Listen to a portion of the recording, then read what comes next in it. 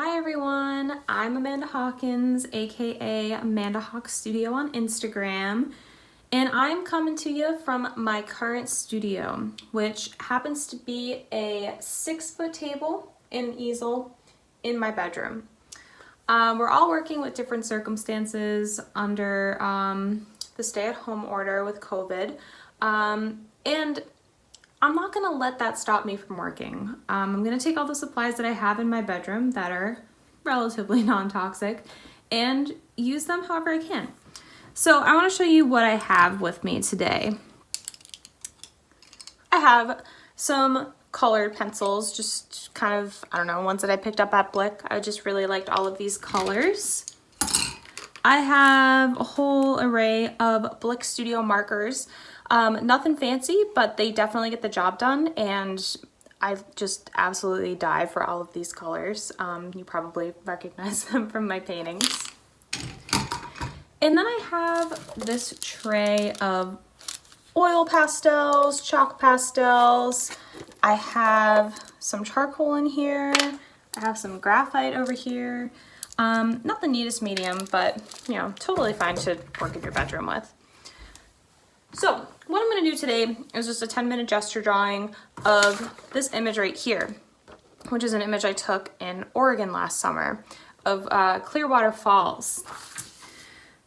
So a 10-minute gesture drawing is something that I tend to do every time I go into the studio. I think it's really, really helpful to warm up with a couple of shorter, just informal gesture drawings in order to kind of get your mind in the mode that you need to work. I know for me, I'm a very different person inside the studio and outside the studio. One Manda is very type A and the other is very type B. So I kind of have to like settle into my studio self. What I'm gonna do is set a timer on my watch. And I'm gonna try not to get too much oil pastel on my watch. So I'm gonna set a 10-minute timer, and when this timer goes off, I'm going to put my pencil down. Now before I hit start, I just wanna make note that I kind of marked off my page so that I have a little tick mark at the halfway point going both vertically and horizontally. And that'll be a little bit easier to map out where things are in a composition as I go along since I'm on limited time. So here we go.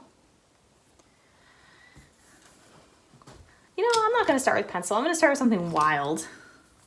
Why not? This is like a totally just informal thing. So I've got kind of my midpoint right here. So I have this kind of big shape coming in. I have some rocks. The thing that I love about these is that if you don't like it, who cares, you know? It's just a little experiment that you can do to just, you know, kind of get your hand moving, get your heart pumping. Take all of your worries away and just kind of, you know, go with the flow for a little bit. It's really fun and just allows you to play.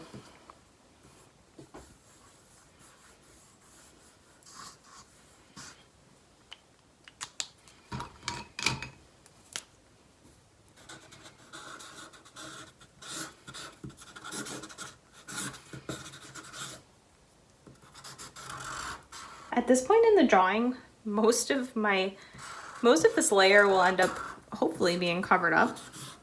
So I'm not gonna really care all too much about these lines. They're really just kind of like marking lines for me to know kind of where everything is.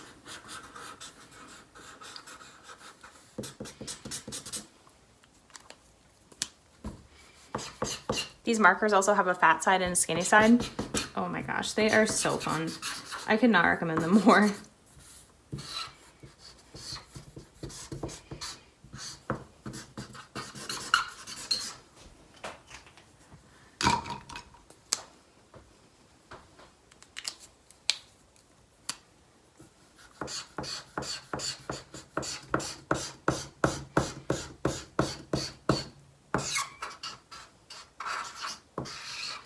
Draw things over and over again.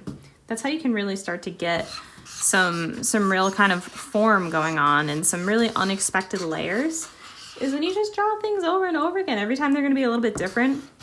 And you get this really nice kind of like history of mark going on. That's super unexpected when you have the finished result.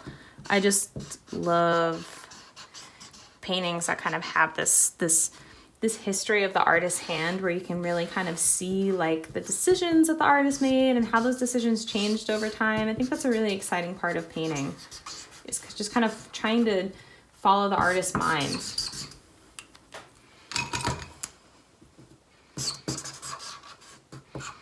Oh my gosh, I've used my blue marker way too much. It's dying on me.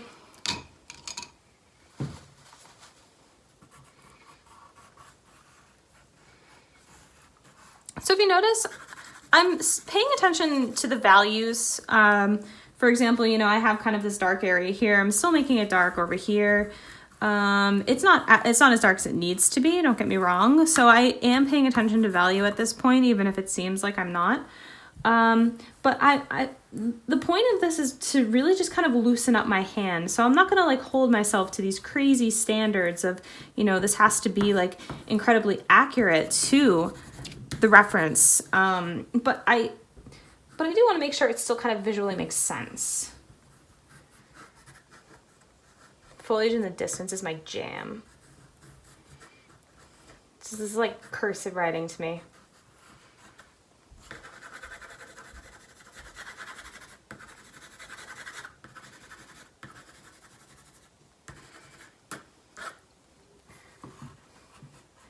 I'm looking too for kind of strange contours. Like if we see we have all these rocks with these kind of strange shapes up here, love that.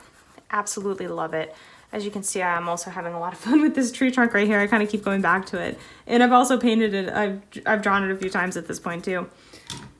I clearly love that. One of the things I remember about this hike is that there was this beautiful glow in the sky that you can't really see with this black and white photo. So I want to go and add that in. I actually really love working with a black and white photo as a reference because it allows me to have room to kind of like leave things up for interpretation for me. So I mean, I was here and I remember this, and you know, I've drawn this quite a few times actually up until this point because it's just such a fond memory for me. And I find that it's stronger when I do it from a black and white photo because I'm less inclined to use the natural colors of the landscape, which I think is really exciting. And you know, where else but in painting do you get to kind of change the color of everything around you? I gotta get some of these chalk pastels in here, man. Check these babies out. I like how these two blues are interacting.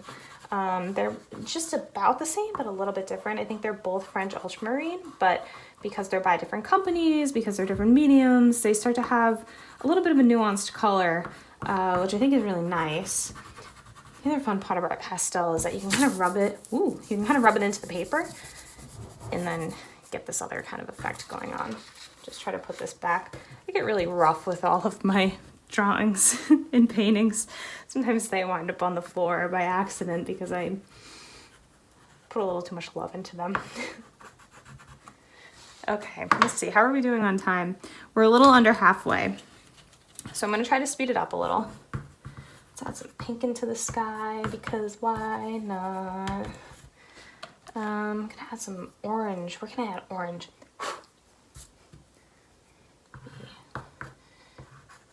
Kind of pretend that the light was a little bit more dramatic than it actually was. Oh yeah, check that out. Into it.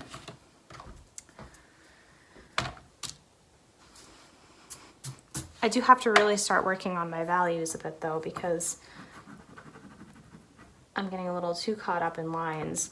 These gesture drawings are a really kind of nice balance and reminder of, you know, what is most important to you? Is the most important part making like curly Q and like, you know, lines that just explore your hand?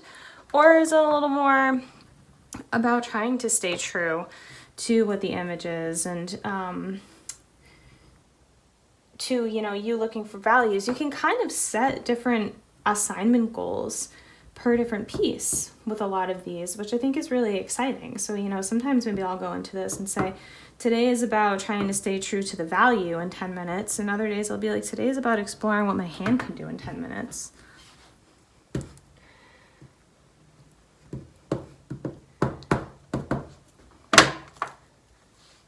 No use for that purple. I want some dark greens up here. I gotta add some green in here.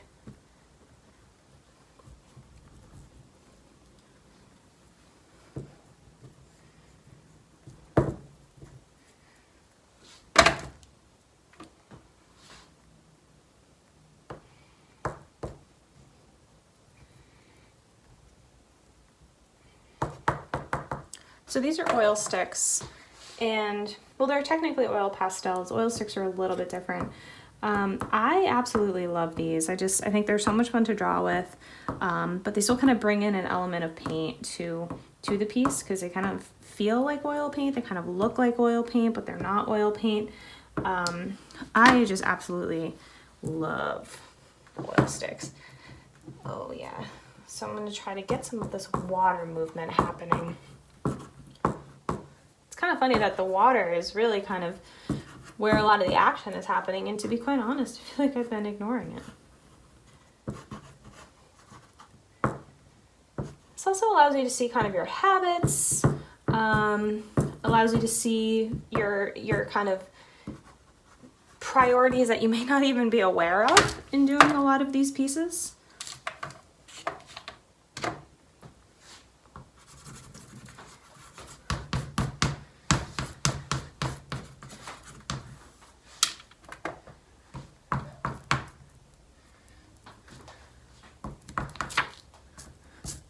There I go, a little too rough again.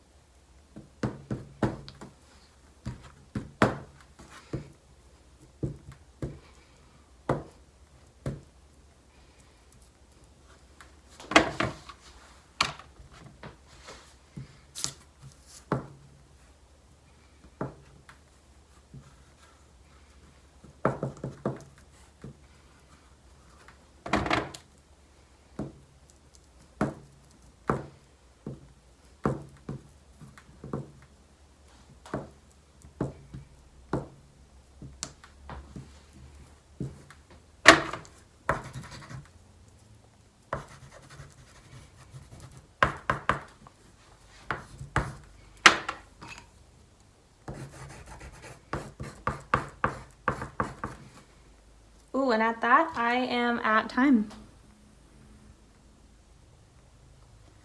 So here is what a 10-minute gesture drawing looks like for me.